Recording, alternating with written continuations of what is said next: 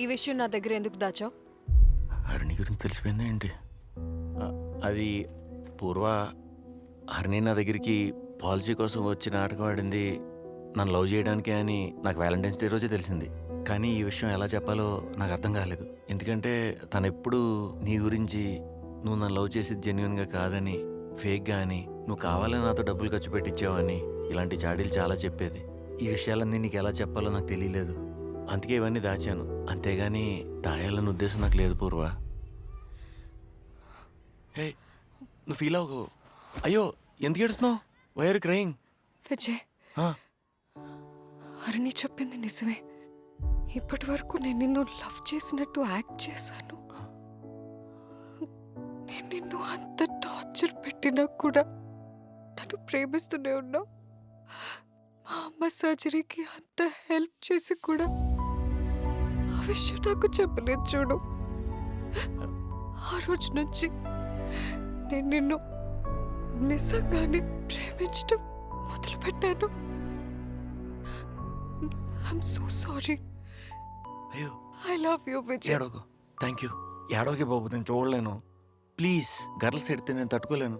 నవ్వు నవ్వు.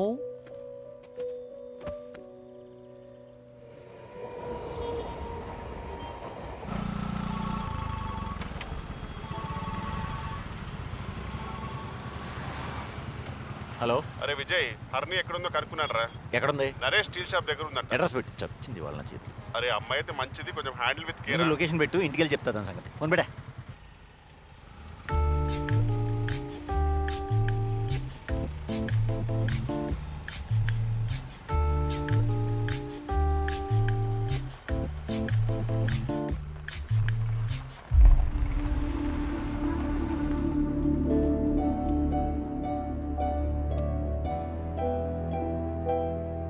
హరిణి ఈ ఇంట్లో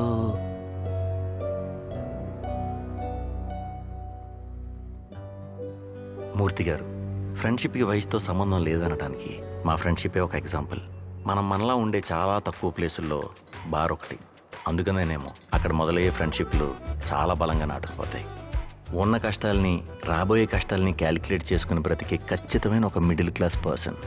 ఒక్క రూపాయి కూడా అప్పు ఇవ్వటం, రుణపడి ఉండటం ఆయనకి అస్సలు ఇష్టం ఉండదు. హే విజయ్, ఏయ్, ఏంటి చిందులు చిందించేస్తున్నారు? కమాన్. ఏంటబ్బాయి ఇప్పుడు చెప్పు. గురు, గత 10 నెలల నుంచి మీరు ఈఎంఐ కట్టట్లేదు. నేను ఎన్ని రోజులను మేనేజ్ చేస్తాను? మామూలుగా 5 నెలల ఈఎంఐ కట్టకపోతేనే ఫైల్ కలెక్షన్ ఏజెంట్కి వెళ్ళిపోతుంది. అంటే ఆ 5 నెలల ఈఎంఐ నువ్వు కట్టావా? అయితే ఇంకొక 5 నెలలు నేను కట్టాల్సిన పని లేదన్నమాట. ఈ సంతోష సమయంలో నువ్వెంత తాగుతావో తాగు, బిల్లు మొత్తం నాది. ఇదిగో, నాతో ఎందుకు ఆటలో? నేను పర్సనల్ లోన్ పెట్టుకుని మరి కట్టాను. రేపు మా అమ్మాయిని చూసుకోవటానికి పెళ్లి వాళ్ళు వస్తున్నారు. అది అయిపోగానే మా అమ్మాయి నగలు తీసుకొచ్చి మీ బ్యాంకులోనే పెట్టి డబ్బులు కట్టేద్దాం. ఒరేయ్, నీకెవరన్నా లవర్ ఉన్నారా? సింగిల్ జీ. సింగిలా? నువ్వు నాతో చేరి రోజు మందు కొడుతున్నప్పుడే అనుకున్నా నువ్వు సింగిల్ సింతకాయగాడు అని. హ్యాపీగా ఇంటికి వెళ్ళి గుడ్ నైట్. గురు గురు గురు, జాగ్రత్త. ఏం పర్లేదు పర్లేదు. I love you. మందాసన. Good night. Good night.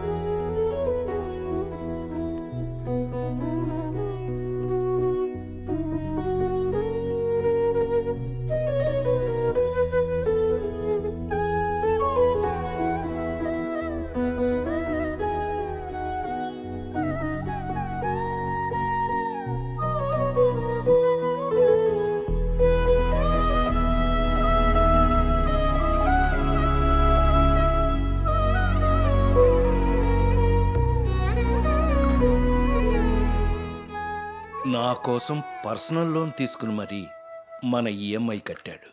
మన ల్యాండ్ సేల్ అవ్వగానే నీ బంగారం తీసి నీకు తిరిగి ఇచ్చేస్తాను. అయ్యో పర్లేదు నాన్న, ముందు తనకి ఇవ్వాల్సింది ఇచ్చేయండి. నేను కూడా థ్యాంక్స్ చెప్పానని చెప్పండి. లవ్ యూ నాన్న.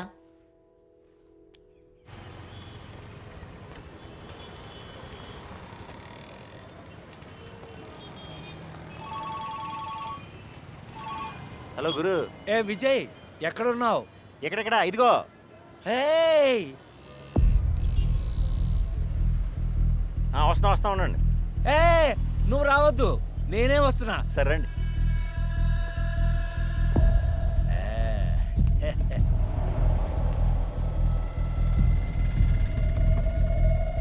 వెనక చూడు, వెనక గురు. ఏంటి వెనక ఏంట్రా ఏంటి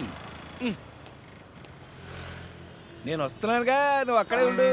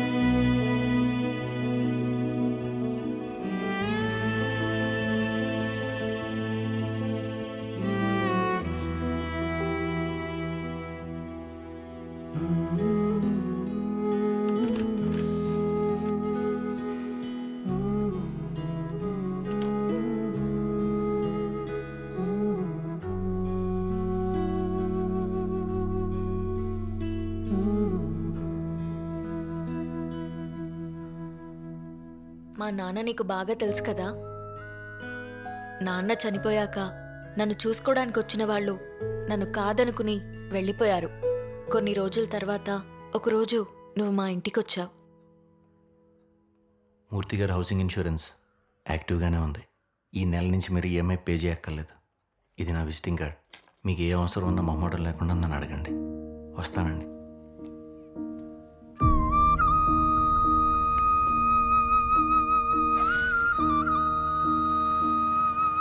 నీకు డైరెక్ట్గా లవ్ ప్రపోజ్ చేయడానికి నాకు ధైర్యం సరిపోలేదు విజయ్. నిన్ను ఇబ్బంది పెట్టినందుకు సారీ విజయ్. విజయ్, ఏమైందిరా? ఫోన్ లిఫ్ట్ చేయట్లేదు, మెసేజెస్కి రిప్లై కూడా లేదు. ఏమైనా ప్రాబ్లమా? అది పూర్వ, నీకు విషయం చెప్పాలి.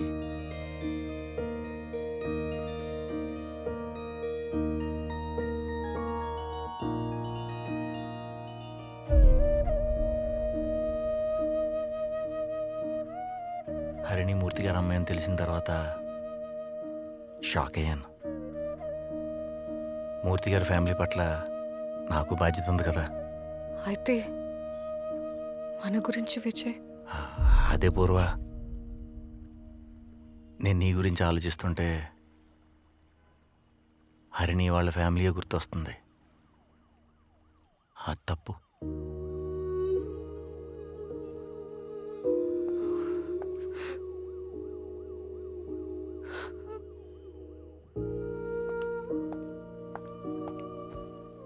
ఒక అమ్మాయికి అబ్బాయి మీద ప్రేమ కలగడం అంత ఈజీ కాదు. మన ఇద్దరి మధ్య ఎటువంటి ఇష్యూస్ లేవు, కానీ మనం ఇలాంటి సిచ్యువేషన్లో ఉన్నాం. ఇప్పుడు నీ లైఫ్లో నేను ఉండడం కన్నా తన లైఫ్లో నువ్వు ఉండడమే కరెక్ట్. ఇవన్నీ తెలిసాక ఒకవేళ నువ్వు నాతో ఉన్నా కూడా మన ఇద్దరి రిలేషన్షిప్ ఇలానే ఉంటుందని నేను అనుకోవట్లేదు. బాయ్ విజయ్.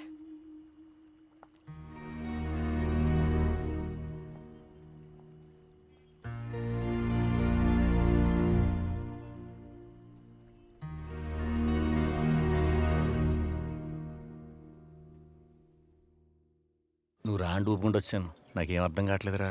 బుర్ర హీట్ ఎక్కిపోతుంది.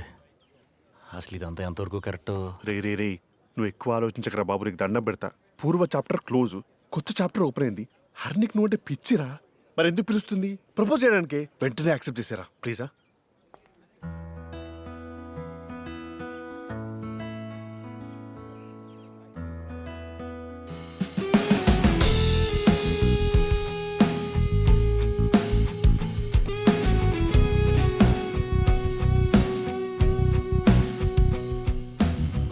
ఈడెవడు?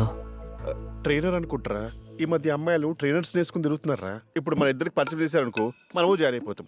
అప్పుడు ఆ అమ్మాయికి ఫ్రీ పిరమిడ్ స్కీమ్.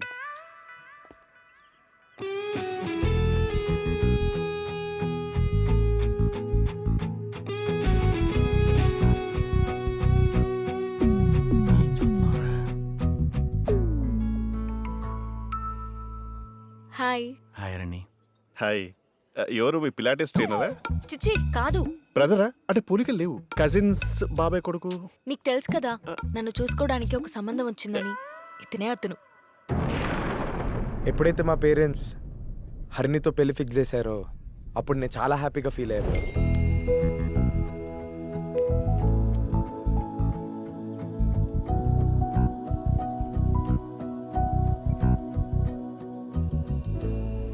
ఆ టైంకి నాకు వర్క్ ఉండడం వలన నేను అర్జెంట్గా యూఎస్కి వెళ్ళాల్సి వచ్చింది.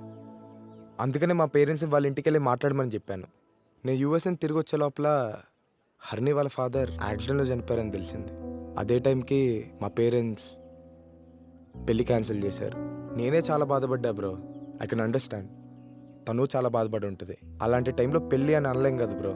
సో తను నార్మల్ అయ్యేంత వరకు వెయిట్ చేసి ఆ తర్వాత నా లవ్ ఎక్స్ప్రెస్ చేద్దాం అనుకున్నాను. అప్పటికే తను మేము లవ్ చేస్తుంది.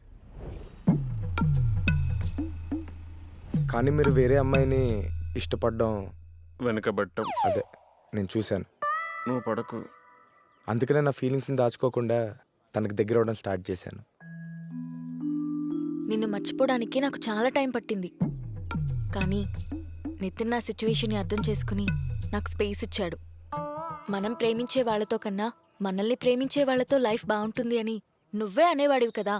ఇతనే చెప్పేవాడు. ఓ కొటేషన్స్ చాలా చెప్తారు ఇతడు ఇలాంటివి. Anyway thank you Vijay. మా పెళ్లి డేట్ ఫిక్స్ అయింది. ఓ అందుకే నితిన్ని మీకు పరిచయం చేద్దామని తీసుకొచ్చాను. హలో అండి, nice to meet you. Actually నువ్వు పూర్వాన్ని పెళ్లి చేసుకునేటప్పుడు మమ్మల్ని పిలవడం మర్చిపోకు. అంటే మీరు ఇప్పుడు యూఎస్లో ఉంటారు కదా, మాకు డే అయితే మీకు నైట్ డిస్టర్బ్ అయిపోతారేమో. But congratulations. Thank you. చెప్పరా నువ్వు కూడా? థ్యాంక్ థ్యాంక్ యూ కదా, హ్యాపీ మ్యారీడ్ లైఫ్ అని చెప్పాలి. పాపం జోన్ అవుట్ అయిపోయాడు మా వాడు. నన్నే